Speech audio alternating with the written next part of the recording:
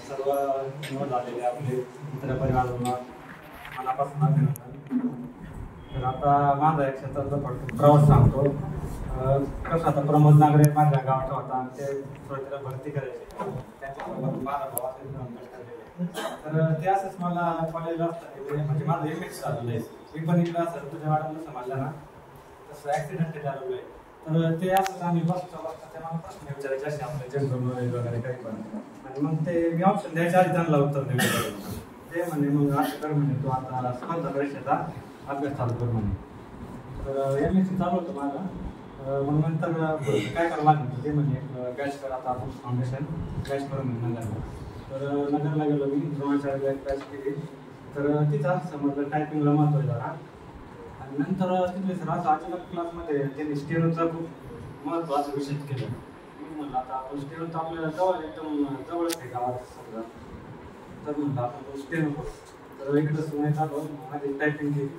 आता स्टेनो म्हणजे आमचे तर एक समीकरण झालेलं आहे.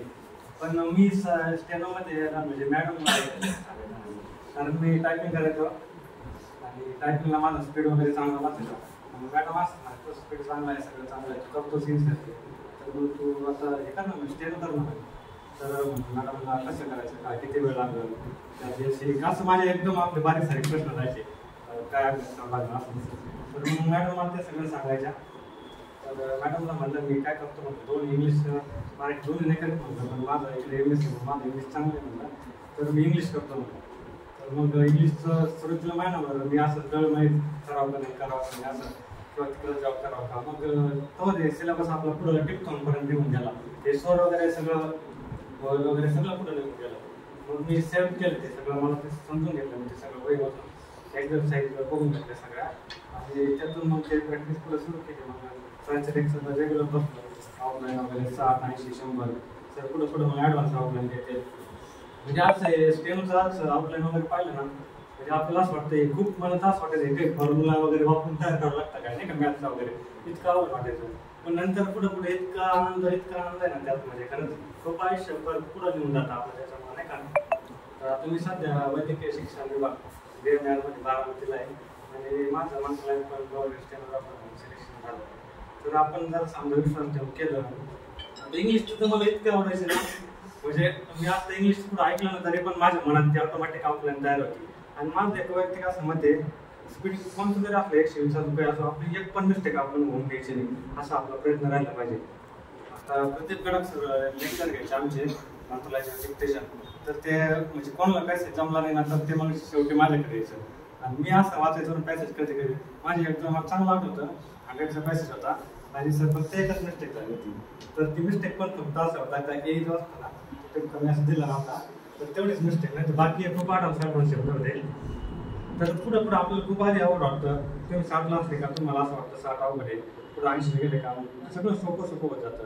आता 120 म्हणलं तर तुम्ही आता स्पीडला यायला जर असेल एक्झरसाईजला तर 120 तुम्हाला असं खूप अवघड वाटत ते काय स्पीड आहे. मी असं स्टेन लावायच्या आधी 120चा स्पीड युट्यूबला लावायचं म्हणलं आता हे कसं शक्य आहे म्हणलं नाही का. पण त्याच्याकडे सर आपल्याला पुढं ॲडव्हान्स आउटलाईन देते. आणि आपण जर त्यात प्रोफिशियन्सी घेतली ना तर अबाउट लाईनचं तुमचं बिलो जाऊ द्या वर जाऊ द्या खाली जाऊ द्या तुम्ही ते कॉमर्स तुमचा सेन्स डेव्हलप होतो आणि तुम्ही मग फ्लुएंटली वाचू शकता. तुम्हाला म्हणजे सर सांगतील तसं तुम्ही ते करायचं. तर मंत्रालयाच्या बाबतीत सांगतो मी म्हणजे आधी DMRचं माझं पहिलंच ॲप्लिकेशन केलं होतं मी. आधी 2018ला मी ज्यावेळेस इथं टायपिंग केलं त्यावेळेस आपला जिल्हा न्यायालय शिपाईला माझं नाव आलं पण ते काय झालं त्यावेळेस असं वाटेल आपण शिपाई व्हावं. आणि नंतर मी महाराष्ट्रात पाहिलं आलो होते DMRमध्ये इकडे मंत्रालयात पण असं पुढं आपल्याला आहे ना चांगल्या संधी आहेत. आपण फक्त प्रामाणिकपणे काय असेल प्रयत्न चालू ठेवायचे. तर DMRचा पण पेपरचं सांगतो मी पहिलंच ॲप्लिकेशन तिथे केलं होतं शिपाई जर सोडलं तर कोर्टातलं. मग तिथे ॲप्लिकेशन केलं आणि म्हणलं आता घरच्यांना म्हणलं काय म्हणलं माझं पहिली बॅच झाली आहे पण ती 2018 झाली म्हणजे श्रीनगरला आता कॅब पडला आहे म्हणलं त्याचा एक अनुभव म्हणून घेतो आणि आपला मंत्रालयात फोकस आहे म्हणून गेलो पेपरला 2 तास वेळ होता. त्याच्या आधी जास्त कधी म्हणजे पेपर दिला नव्हतं मी मला भरपूर म्हणायचे संकेत गणेशाला फॉर्म भरायचा आहे त्यात क्वालिटी आहे पण मी मग ते भरला DMRचा आणि 2 तास वेळ होता सर त्या पेपरला. आणि मी 2 तास पेपर करून 1.25 तास मी डायरेक्ट बसूनच होतो डायरेक्ट असा मग एक गणित मला सुटलं ते डायरेक्ट 15 मिनिटं सुटतो झालं म्हणजे माझी लिमिटेड व्हायची आणि इतकं म्हणजे इतका साधा पेपर आणायला सांगतो मला त्या पेपर आपल्या मला थोडा शॉर्ट होता का सगळ्यांनी मंत्रालय टार्गेट केलं मग काय झालं ते ऑलओव्हर अभ्यास थोडा कमी पडला आणि जे आपले मराठीचे मुलं इंग्लिश कमी पडलं ग्रामर इतके साधे साधे प्रश्न आले 25 पैकी माझे 23 आले होते म्हणजे 2 चुकले ना मला वाटलं जे 2 म्हणजे साधे चुकले माझे ते चुकतील असं वाटलं ते चुकले साधे चुकले म्हणजे आउट ऑफ पण द्यायला चान्स होता इतका सोपा पेपर होता ना आणि त्यामुळे आपलं पुढं असं संधी उपलब्ध होते आपल्या आयुष्यात पूर्ण सण होतं आपल्या भागात सर आलं म्हणजे एवढं आपल्याला फाउंडेशन दिलंय आता मी तिथे 12वीला असताना तिकडं काय हे काही नाहीच अवेलेबलच नाही ते असे विचार शोधते सर तुम्ही आम्हाला गायडन्स करता का कसं करावं लागेल कोणता फॉर्म भरावं लागेल असं तसं आपल्या इथं आहे तर मग तुम्ही असं फायदा घेतला पाहिजे सगळ्यांनी नाही का सर काय म्हणते ना तेच करेल तुमचं ऑटोमॅटिक तुमचे 4 कोर्स निघणार तुम्हाला सर म्हणते ना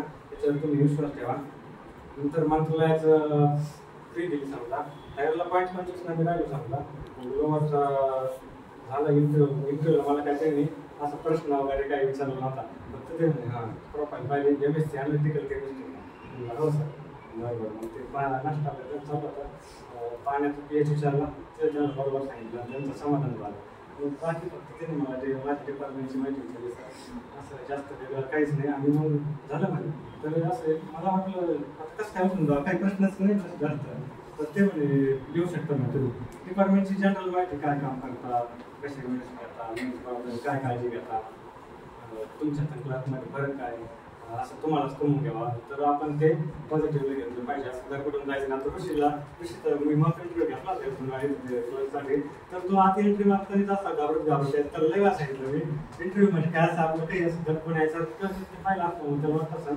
पण आपल्याला काय ते चांगलं त्यांना दाखवून द्यायचं असतं असं घाबरून जायचं नसतं ते थोडी प्रॅक्टिस केली आणि सगळ्यांना काम तर माझं मंत्रालयात पण झालं तर आता सरांचा म्हणजे माझ्या आयुष्यात सरांचं झालं मॅडमचं झालं सर तर सांगा आहेच ते नव्हते पण मला मॅडमने एक आणलं होतं नाही का आणि मी पण आलो माझ्या बहिणीचं पण आता चालू आहे अभ्यास तिचं पण पुढं 1-2 लाख त्यांनी राहत होते DMC तिथं झालं पण ते क्रायटेरिया बसत नव्हती तिचा अभ्यास चांगला पण थोडंफार कुठं कमी पडतं म्हणजे आमच्या दोघांच्या बनायच्या प्रवासात देशात सरांचा खूप मोठा वाटा आहे सरांमुळे हे दिवस आम्हाला पाहायला भेटले एवढी रिस्पेक्ट भेटते समाजामध्ये तर तुम्हाला पण हे भेटणार आहे एक दिवस तुम्ही पण मंत्रालयात चांगल्या चांगल्या जाणार तुम्ही त्याचा विश्वास ठेवा हे काहीच आवड नाही नंतर इतकं इंटरेस्टिंग आहे ना फक्त त्याच्यात तुम्ही नाही का मन लावून का दुसऱ्या गोष्टी करण्यापेक्षा आहे ना इतकं जास्त तुमचा वेळ फोकस करा तुमच्या आयुष्याचं कल्याण होईल आणि समाजात एक नंतर तुम्हाला आता हे जे तुम्ही सिलेक्ट झाले ना तुम्हाला आता कळण सांगायचं नेमकं किती नोकरीची रिस्पेक्ट असते नाही का तर मग तुमचं आता समाजाचं चांगली कामं करा तुम्ही म्हणजे लोकांशी संपर्कात येतो ना